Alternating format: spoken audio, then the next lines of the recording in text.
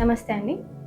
పిల్లల్లో like oil massage చేసేటప్పుడు మీరు చేస్తున్నా, లేకపోతే బయట నుంచి ఎవరినైనా పిలుచుకొనొచ్చి చేపిస్తున్నా కానీ ఈ వీడియో ఎండ్ వరకు చూడండి.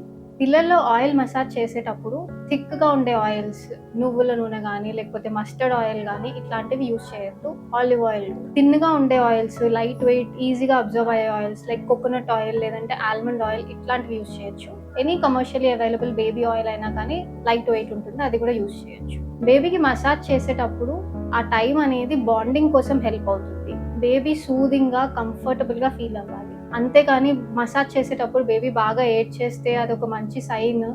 దాని తర్వాత బేబీ మంచిగా పడుకుంటుంది అనేది ఒక మిత్ మాత్రమే. అలా అని చేయకండి. ఇంకొకటి ఆయిల్ మసాజ్ చేసేటప్పుడు పైన నుదుటి మీద, మాడు మీద ఓపెన్‌గా ఉంటుంది. బాగా మసాజ్ చేస్తే తొందరగా క్లోజ్ అయిపోతుంది అని అనుకుంటారు. అది తప్పు. అది బేబీస్‌కి ఓపెనే ఉంటుంది. బ్రెయిన్ డెవలప్ అవ్వడానికి హెల్ప్ అవుతుంది. సో 9-18 మంత్స్‌లో ఎలాగైనా అది క్లోజ్ అవుతుంది. మసాజ్‌కి దానికి సంబంధం లేదు.